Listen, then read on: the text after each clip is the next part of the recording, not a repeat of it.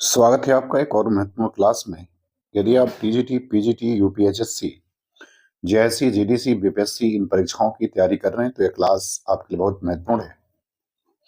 यदि आप चैनल पर नए हैं तो आप चैनल को सब्सक्राइब कर लें और यदि आपने सब्सक्राइब किया है तो आप वीडियो को लाइक जरूर करें। तो चलिए शुरू करते हैं आज की एक और महत्वपूर्ण क्लास। पहला सवाल कह रहा है कि समालोचना का सूत्रपात हिंदी में एक प्रकार से भट्ट जी और चौधरी साहब ने ही किया, यह कथन किस विद्वान का है? तो आपको बताना है कि यह कथन जो है वो किस विद्वान के द्वारा कहा गया है। तो पहले वाले सवाल का उत्तर आपको देना है। ए कह रहा है रामचंद्र शुक्ल, बी कह रहा है हजारी प्रसाद द्विवेदी, सी कह रहा है रामस्वरूप चतुर्वेदी और डी कह रहा है कि बच्चन सिंह। तो आपको पहले का उत्तर देना है। तो पहले का उत्तर हो जाएगा विकल्प ए, आचार्य रामचंद्र शुक्ल जो है इसका उत्तर सही हो जाएगा। अब आते हैं सवाल नंबर दूसरे में। दूसरे में कह रहा है कि असंगत युग्म का चयन करिए। तो आपको ये बताना है कि इसमें से कौन सा युग्म जो है वो असंगत है। ए कह रहा है प्रेमचंद एक विवेचन अमृत राय, बी कह रहा है कि प्रेमचंद और उनका युग रामविलास शर्मा, सी कह रहा है कि प्रेमचंद की कहानियों का कालक्रमानुसार अध्ययन कमल किशोर गोयनका और डी कह रहा है कि कहानीकार प्रेमचंद, रचना दृष्टि और रचना शिल्प शिव कुमार मिश्र। तो आपको ये बताना है कि इसमें से कौन सी रचना उसके साथ लिखे गए रचनाकार का क्रम जो है वो असंगत है। ये आपको सवाल नंबर दूसरे में बताना है। तो सवाल नंबर दूसरे का विकल्प पहला जो है ये असंगत है, ये गलत हो जाएगा। प्रेमचंद एक विवेचन ये अमृत राय के द्वारा लिखा गया नहीं है, बल्कि ये रचना जो है इंद्रनाथ मदान के द्वारा लिखा गया है। चलिए अब देखते हैं सवाल नंबर तीसरा। तीसरे में कह रहा है कि असंगत युग्म का चयन करें। तो इसमें भी आपको असंगत युग्म का चयन करना है। ए करेक्ट कामायनी एक पुनर्विचार, प्रकाशन वर्ष आगे लिखा है 1961, बी करेक्ट प्रसाद और कामायनी मूल्यांकन के प्रश्न 1950, सी करेक्ट कामायनी का पुनर्मूल्यांकन 1970 और डी करेक्ट कि कामायनी के अध्ययन की समस्या 1962। तो आपको ये बताना है कि इस रचनाकार का जो प्रकाशन वर्ष इसमें से कौन सा युग्म जो है वो असंगत लिखा हुआ है। कामायनी एक पुनर्विचार 1961, प्रसाद और कामायनी मूल्यांकन के प्रश्न 1950, कामायनी का पुनर्मूल्यांकन 1970, कामायनी के अध्ययन की समस्याएं 1962। तो आपको ये बताना है कि इसमें से कौन सा जो है कौन सी रचना जो है अपने प्रकाशन क्रम के अनुसार सही नहीं है। तो इसका उत्तर आपको बताना है कि कौन सा क्रम जो है इसमें सही नहीं होगा। तो तीसरे का अगर उत्तर देखा जाए इसका उत्तर सही क्या होगा, तो इसका उत्तर विकल्प बी जो है वो सही नहीं है। इसलिए सही नहीं है क्योंकि इसका प्रकाशन 1950 में नहीं हुआ है, बल्कि इसका प्रकाशन 1990 में हुआ है और यह डॉक्टर नगेंद्र के द्वारा लिखी गई रचना है। चलिए अब देखते हैं सवाल नंबर चौथा। चौथे में कह रहा है कि कालक्रम की दृष्टि से निम्नलिखित कहानियों का सही अनुक्रम क्या होगा। तो आपको कालक्रम की दृष्टि से कहानियों का सही अनुक्रम बताना है। एक है ममता, गूंगे, सुखमय जीवन, जिंदगी और जोक, बी करे सुखमय जीवन, ममता, गूंगे, जिंदगी और जोक, सी करे जिंदगी और जोक, सुखमय जीवन, ममता और गूंगे और डी करे गूंगे, ममता, जिंदगी और जोक और सुखमय जीवन। ये आपको बताना है। तो कौन सा क्रम इसमें सही हो जाएगा। तो इसमें जो क्रम सही होगा वो आपका विकल्प दूसरा जो है वो सही हो जाएगा, अर्थात विकल्प बी जो है ये आपका सही होगा। सुखमय जीवन इसका प्रकाशन 1911 में, ममता जयशंकर प्रसाद की 1925 में, गूंगे रांगे राघव का इसका प्रकाशन जो है 1957 में और जिंदगी और जोंक अमरकांत की कहानी है जिसका प्रकाशन 1998 में होता है। तो विकल्प बी जो है चौथे का उत्तर सही हो जाएगा। अब आते हैं सवाल नंबर पांचवें में। पांचवें में कह रहा है कि रचना काल के अनुसार कौन सा अनुक्रम सही नहीं है। तो इसमें भी कहानियों का अनुक्रम जो है उससे आपको बताना कि कौन सा अनुक्रम जो है वो सही है, ये आपको उत्तर बताना है पांचवें में। एक है पीली छतरी वाली लड़की, यारों के यार, 11 बरस का समय, ठाकुर का कुआं, बी करे 11 बरस का समय, ठाकुर का कुआं, यारों के यार, पीली छतरी वाली लड़की, सी करे ठाकुर का कुआं, यारों के यार, पीली छतरी वाली लड़की, 11 बरस का समय और डी करे यारों के यार, पीली छतरी वाली लड़की, 11 बरस का समय और ठाकुर का कुआं। तो आपको बताना है कि इसमें सही क्रम जो है वो क्या होगा पांचवें का। तो अगर पांचवें का क्रम सही देखा जाए तो इसका क्रम भी विकल्प बी जो है वो आपका क्रम सही हो जाएगा। 11 वर्ष का समय इसका प्रकाशन 1903 में, ठाकुर का कुआं 1932 में, यारों के यार जो है 2000 में कृष्णा सूर्ति का है, पीली छतरी वाली लड़की जो है उदय प्रकाश का, इसका प्रकाशन 2001 में है। तो विकल्प बी जो है वो पांचवें का क्या होगा, वो क्रम इसका सही लगा हुआ है। अब आते हैं सवाल नंबर छठवें में। छठवें में क्या कह रहा है, कह रहा है कि नई कहानी के संबंध में कौन सा कथन गलत है। तो आपको ये बताना है कि इसमें कौन सा कथन गलत है। ए करेक्ट नई कहानी में काव्य के उपकरणों का उपयोग हुआ है, बी करेक्ट नई कहानी भोगे हुए यथार्थ पर बल देता है, सी कह रहा है कि महिप सिंह नई कहानी आंदोलन के प्रवर्तक हैं, और डी कह रहा है कि परिंदे और वापसी नई कहानी आंदोलन की कहानियां हैं। तो आपको ये बताना कि कौन सा कथन इसमें सही नहीं है। तो इसमें जो कथन सही नहीं है वो विकल्प सी नहीं है। महिप सिंह नई कहानी आंदोलन के प्रवर्तक नहीं थे। आपको बताना है कमेंट करके कि नई कहानी आंदोलन के प्रवर्तकों में कौन कौन से लोग थे, और महिप सिंह जो है वो किस कहानी आंदोलन के प्रवर्तक रहे हैं। चलिए अब देखते हैं सवाल नंबर 7। सवाल नंबर 7 क्या कह रहे हैं? कह रहे किस समीक्षक ने विद्यापति की पदावलियों को जीव और परमात्मा के संबंध का रूपक माना है? तो सवाल नंबर 7 में आपको ये बताना है कि किस समीक्षक ने विद्यापति की पदावलियों को जीव और परमात्मा के संबंध का रूपक माना है? ए हजारी प्रसाद द्विवेदी, बी आनंद कुमार स्वामी, सी कर शिव प्रसाद सिंह, और डी कर रामवृक्ष बेनीपुरी। तो 7वें में उत्तर आपको बताना है। यह विद्यापति की पदावली के संदर्भ में आपको सवाल पूछा गया है। तो इसका उत्तर विकल्प बी हो जाएगा। आनंद कुमार स्वामी जो है यह बात कहते हैं। विकल्प बी जो है वो सही होगा 7वें का। अब आते हैं सवाल नंबर 8वें पर। 8वें में क्या कह रहे हैं? 8वें में कह रहे हैं कि जैसे पुराना चावल ही बड़े आदमियों को खाने को समझा जाता है, वैसे ही अपने समय से कुछ पुरानी पड़ी हुई परंपरा के गौरव से युक्त भाषा की पुस्तक रचने वालों के व्यवहार योग्य समझी जाती है। रामचंद्र शुक्ल का उपयुक्त कथन हिंदी साहित्य का इतिहास के आदिकाल के किस प्रकरण में है? तो आपको ये बताना है कि ये कथन जो है शुक्ल जी का है, उनकी किताब हिंदी साहित्य का इतिहास से। आपको ये बताना है कि आदिकाल के किस प्रकरण में उन्होंने इस कथन को लिखा है। प्रकरण 1, प्रकरण 2, प्रकरण 3 या प्रकरण 4 में। तो 8वें सवाल का उत्तर आपको बताना है कि शुक्ल जी ने यह कथन जो है अपने किस प्रकरण में आदिकाल के कहा है। तो यह कथन उन्होंने प्रकरण 4 में कहा है आदिकाल के। तो विकल्प डी जो है इसका उत्तर 8वें का सही हो जाएगा। अब आते हैं सवाल नंबर 9 पर। 9 में कह रहे कि काव्यानुभूत की जटिलता चित्तवृत्तियों की संख्या पर निर्भर नहीं, बल्कि संवादी विसंवादी वृत्तियों के द्वंद्व पर आधारित है। यह कथन जो है किसका है? तो सवाल नंबर 9 में आपको बताना है कि कथन किसके द्वारा कहा गया है। ए कह रहे रामचंद्र शुक्ल, बी नामवर सिंह, सी नंदुलारे वाजपेयी और डी हजारी प्रसाद द्विवेदी।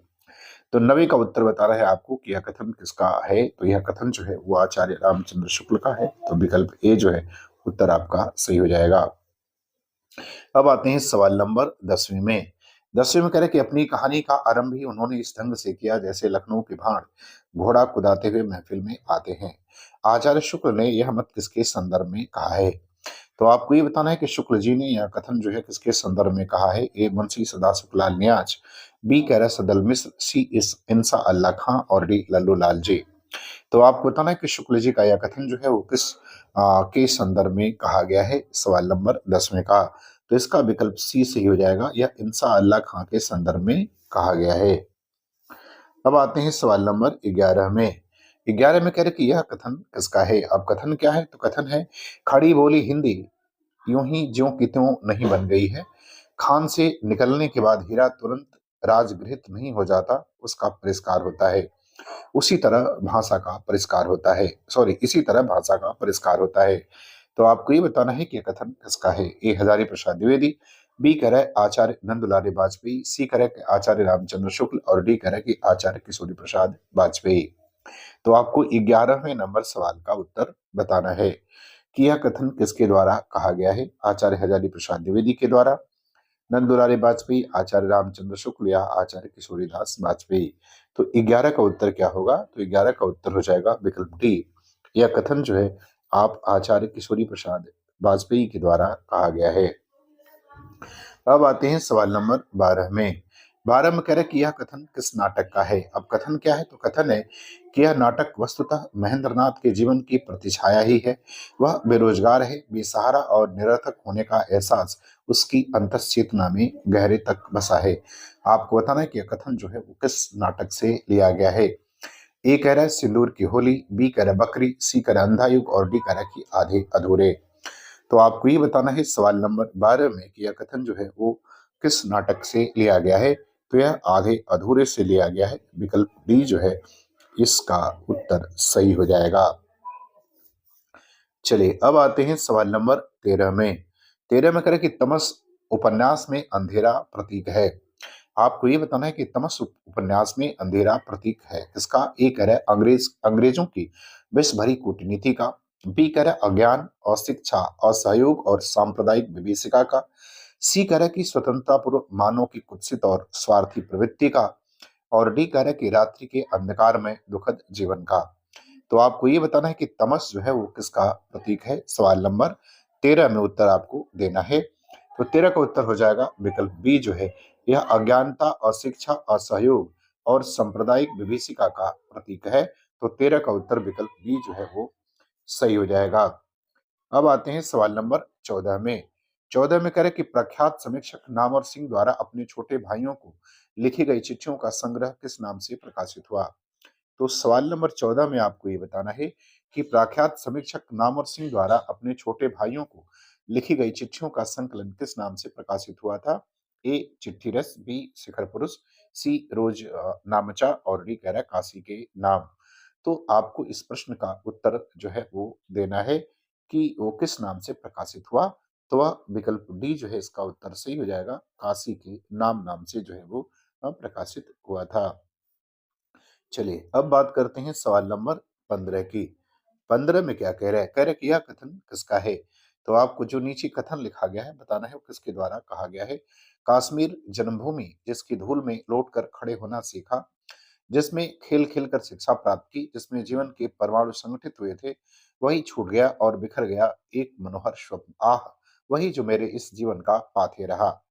आपको बताना है कि ये कथन किसके द्वारा कहा गया है। स्कंदगुप्त, कुमारगुप्त, मातृगुप्त या बंधु वर्मा के द्वारा। तो आपको ये बताना है कि कथन जो है वो किसके द्वारा कहा गया है। तो यह कथन जो है वो स्कंदगुप्त के द्वारा कहा गया है। तो विकल्प ए जो है वो सवाल नंबर 15 का उत्तर सही हो जाएगा। अब आते हैं सवाल नंबर 16 में। 16 में कह रहा है कि सूफी कवियों के संबंध में कौन सा कथन गलत है। 16 नंबर सवाल में आपको बताना है कि सूफी कवियों के संबंध में कौन सा कथन गलत है। ए कह रहा है कि सभी सूफी कवियों ने मसनवी शैली को अपनाया।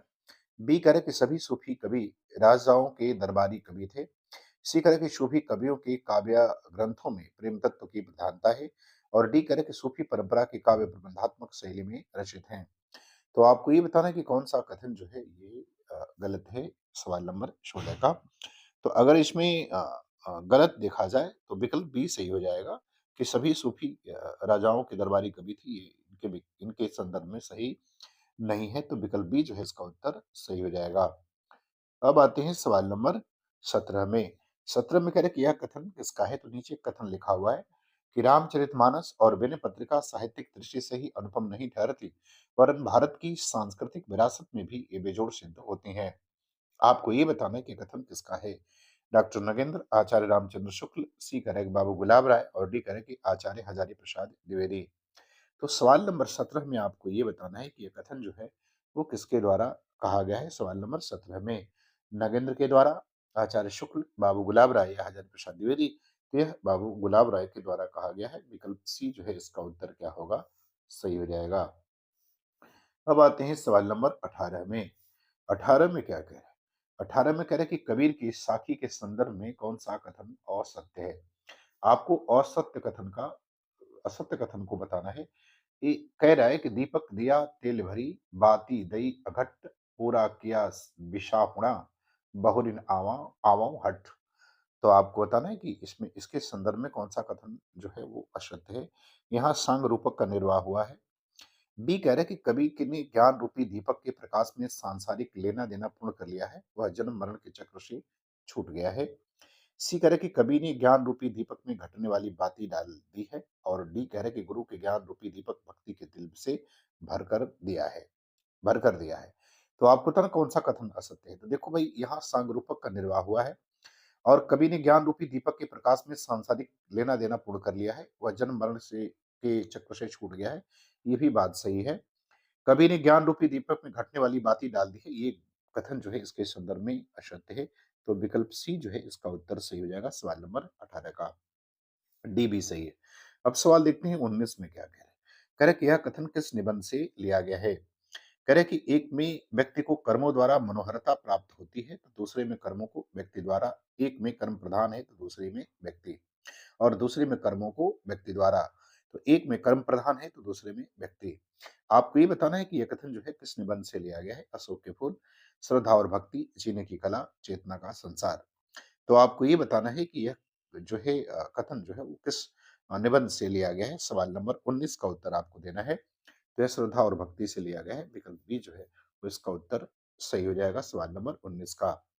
अब आते हैं सवाल नंबर 20 में। 20 में कह रहा है कि यह कथन किस निबंध से है? तो यहाँ भी एक कथन दिया है, आपको उस निबंध का नाम बताना है जिस निबंध से लिया गया है। हाथ, पाँव, सिर, आँखें इत्यादि सबके सब अवयव उसके उसने आपको अर्पण कर दिए। ये सब चीज़ें उसकी तो थी ही नहीं, ये तो ईश्वरीय पदार्थ है। आपको ये बताना है कि ये कथन जो है वो किस निबंध से लिया गया है। ए कह रहा है मज़दूरी और प्रेम, बी कह रहा है साहित्य की महत्ता, सी कह रहा है अशोक के फूल और डी कह रहा है कछुआ धर्म। तो 20 में आपको बताना है कि ये किससे जो है निबंध से लिया गया है। तो यह प्रेम और मज़दूरी से लिया गया है, अर्थात इसका उत्तर क्या हो जाएगा? इसका उत्तर हो जाएगा विकल्प ए जो है, इसका उत्तर सही हो जाएगा सवाल नंबर 20वें का। अब आते हैं सवाल नंबर 21 में। 21 में कह रहा है कि आधे-अधूरे नाटक में सावित्री की बड़ी लड़की का विवाह किससे हुआ है? तो आपको ये बताना है कि सावित्री की जो बड़ी लड़की है उसका विवाह किससे हुआ है? ए कह रहा है सिंघानिया, बी जुनेजा, सी मनोज और डी कह रहा है सोहन से। तो आपको ये बताना है कि जो आधे अधूरे में सावित्री की बड़ी लड़की उसका विवाह किससे हुआ है? तो उसका विवाह मनोज से हुआ है। विकल्प सी जो है इसका उत्तर सही हो जाएगा। आप कमेंट में ज़रूर बताइएगा कि उसकी बड़ी लड़की का नाम क्या है? अब आते हैं सवाल नंबर 22 में। कह रहे कि यह कथन किसका है? बाल चेष्टा के स्वाभाविक मनोहारी चित्रों का इतना बड़ा भंडार और कहीं नहीं है, जितना बड़ा सूरसागर में है। आपको बताना है कि ये कथन किसका है? ए कह रहा है डॉक्टर नगेंद्र, बी कह रहा है आचार्य हजारी प्रसाद द्विवेदी, सी कह रहा है आचार्य रामचंद्र शुक्ल और डी कह रहा है कि आचार्य महावीर प्रसाद द्विवेदी। तो आपको बताना है कि ये कथन जो है वो किसके द्वारा कहा गया है। तो यह कथन जो है अगर सवाल नंबर 22 को देखें तो यह कथन जो है आचार्य रामचंद्र शुक्ल के द्वारा कहा गया है। विकल्प सी जो है इसका उत्तर सही हो जाएगा। अब आते हैं सवाल नंबर 23 में। 23 में कह रहे हैं कि मैला आंचल उपन्यास में किस पात्र को तहसीलदार का रोटिया गवाह कहा गया है? आपको ये बताना है कि मैला आंचल उपन्यास में किस पात्र को तहसीलदार का रोटिया गवाह कहा गया है? ए कह रहा है कि सुमृत दास को, बी रामकृपाल सिंह, सी बालदेव और डी कह रहा है कालीचरण। तो 23 में आपको ये बताना है कि किस पात्र को तहसीलदार का रोटिया गवाह कहा गया है। तो उसका नाम था सुब्रत दास। विकल्प ए जो है इसका उत्तर क्या होगा आपका सही हो जाएगा सवाल नंबर 23 का। अब आते हैं सवाल नंबर 24 में। 24 में कह रहे कि इस काव्यांश के संबंध में एक कथन सही नहीं है, उसका चुनाव करना है। अब काव्यांश है कि तुम एक विस्तृत भूखंड, प्रकृति वैभव से भरा अमंद, कर्म का भोग, भोग का कर्म, यही जड़ चेतन का आनंद। आपको ये बताना है कि के संदर्भ में कौन सा कथन निम्नलिखित में सही नहीं है। ये कह रहा है कि प्रतिविज्ञान दर्शन में जड़ चेतन प्रकृति को उस महाचिति का स्वरूप माना जाता है। बी करे कि जड़ चेतन का आनंद पद में विरोधाभास अलंकार है। सी करे कि प्रसाद ने इसी आधार पर जड़ पृथ्वी को चेतन आनंद से युक्त कहा है। और डी करे कि अतः यहाँ जो कुछ भी जड़ जड़ अजड़ात्मक दिखाई देता है वह उस महाचित्ती स्वरूप से रहित है। तो आप बताना कि इसमें से कौन सा कथन जो है इस जो काव्यांश है इसके संदर्भ में सही नहीं है। सवाल नंबर 24। तो देखो भाई प्रतिविज्ञा दर्शन जड़ चेतन प्रकृति को महाचित्ती का स्वरूप सही बात है। जड़ चेतन आनंद में पद में विरोधाभास अलंकार है, तो ये भी बात सही है। और प्रसाद ने इसी आधार पर जड़ पृथ्वी को चेतन आनंद से माना है, ये भी बात सही है। लेकिन जो चौथी बात लिखी है ये बात इसके संदर्भ में सही नहीं है। तो विकल्प डी जो है इसका उत्तर सही हो जाएगा सवाल नंबर 24 का। अब आते हैं सवाल नंबर 25 में। 25 में देखिए क्या कह रहा है। 25 में कह रहा है कि कहानी और महिला कहानीकार की दृष्टि से कौन-सा युग्म जो है वो गलत है। तो आपको इसमें से एक कहानी और उसके साथ सामने लिखे कहानीकार का युग्म गलत है, वो आपको बताना है। ए कह रहा है गोमा हँसती है मैथिली पुष्पा, बी कह रहा है कितना बड़ा झूठ ऋषा प्रेमदा, सी कह रहा है कि स्त्री का विदा गीत मृणाल पांडे और डी कह रहा है मरा हुआ आदमी कृष्णा अग्निहोत्री। तो आपको ये बताना है कि इसमें से कौन-सा विकल्प जो है वो शुद्ध नहीं है। देखो गोमा हँसती है सही है, कितना बड़ा झूठ ये भी सही है। एक स्त्री का विदा गीत ये भी सही है, लेकिन मरा हुआ आदमी कृष्णा अग्निहोत्री का नहीं है, बल्कि ब्रजेश नीरव की कहानी है। तो विकल्प डी जो है ये शुद्ध इसमें नहीं है। तो मुझे उम्मीद है कि ये मेरी वीडियो आपको पसंद आएगी और आपको अच्छा लगे। तो आप चैनल को सब्सक्राइब ज़रूर करें। पूरा वीडियो देखने के लिए आपका बहुत-बहुत धन्यवाद।